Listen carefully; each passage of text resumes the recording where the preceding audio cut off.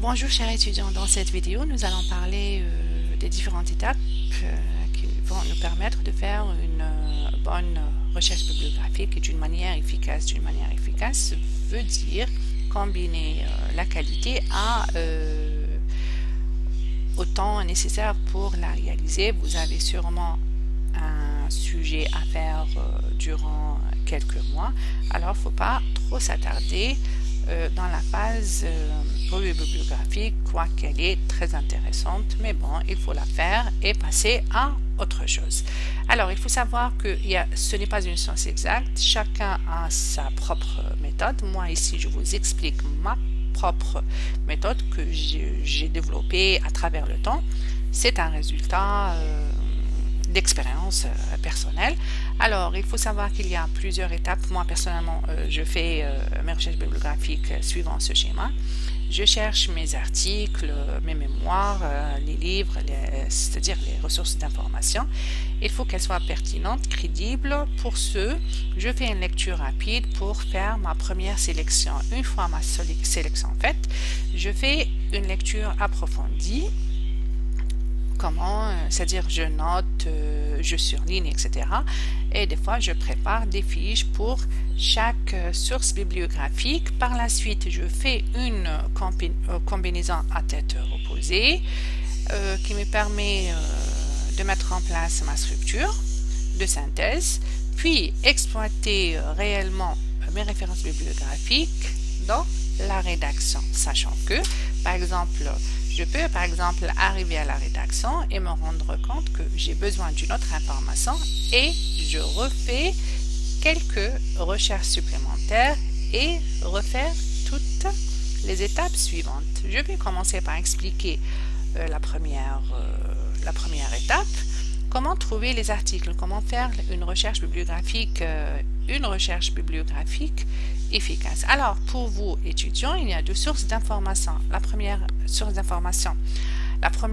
source qui est très crédible, c'est votre enseignant. C'est lui qui vous a proposé le sujet, alors il est expert dans la matière. Il aura sûrement fait une recherche dans le cadre de son travail à lui.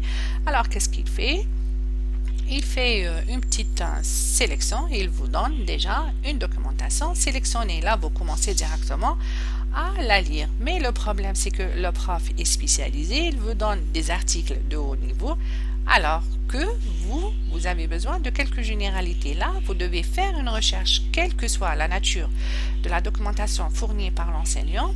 L'étudiant doit la complémenter par sa propre recherche et c'est l'occasion pour lui de faire de la recherche bibliographique et de chercher ce qui lui convient, parce que à chacun son niveau de compréhension, etc.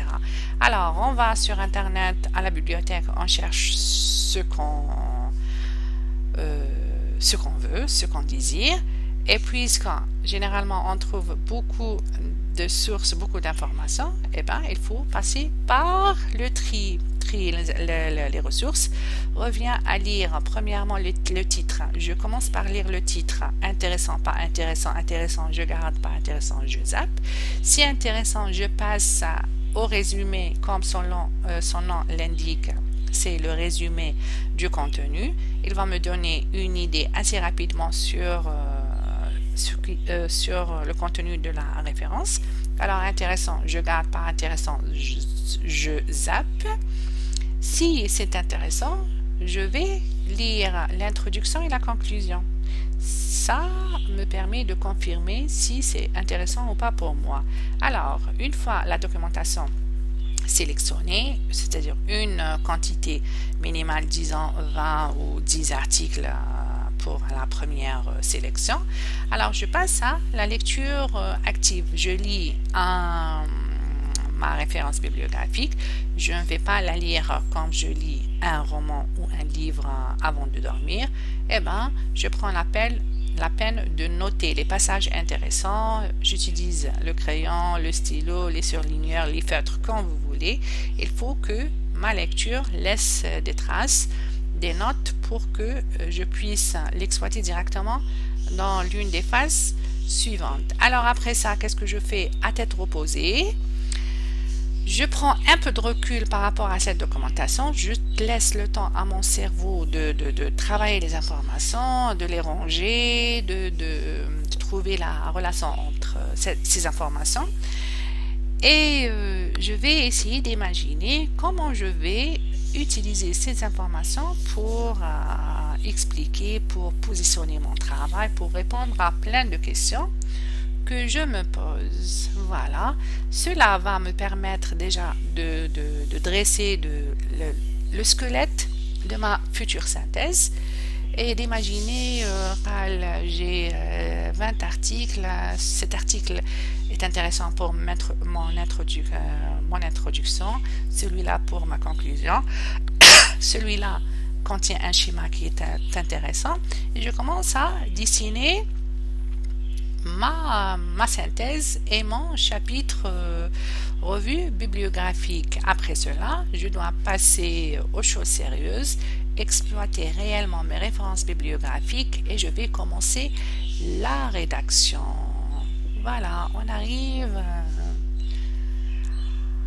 à la bête noire des étudiants qui est la rédaction. Comment je vais rédiger une synthèse à partir de plusieurs articles. Alors, il faut savoir qu'il y a deux possibilités. Vous êtes content, vous pouvez choisir entre deux chemins qui vont me permettre de rédiger ma synthèse de revue bibliographique. Alors, la première des choses, la première méthode consiste à faire quoi? Je vais prendre mes références bibliographiques, toutes mes références bibliographiques sélectionnées et sur lesquelles j'ai sélectionné les passages qui m'intéressent. Ces passages peuvent être une conclusion, une introduction, le résumé, dans lequel j'aurais trouvé une phrase, un mot intéressant, une expression, un graphe, un schéma, une figure, etc.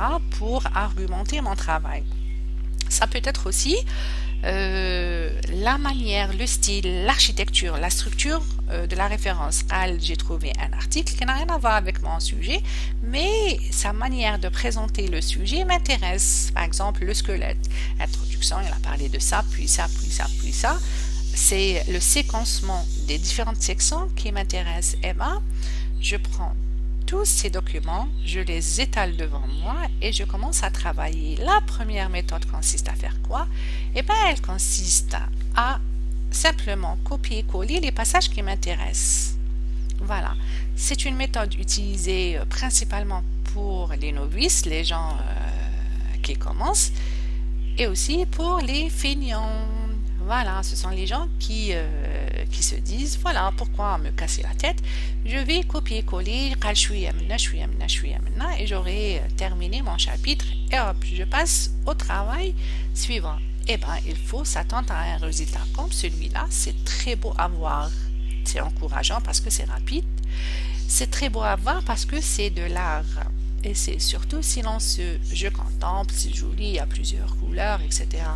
Mais croyez-moi, quand c'est un chapitre à lire, eh ben, ça fait très mal à la tête. Pourquoi? Parce qu'on a l'impression de parler avec beaucoup de gens en même temps et ça donne pas envie de lire. Pourquoi?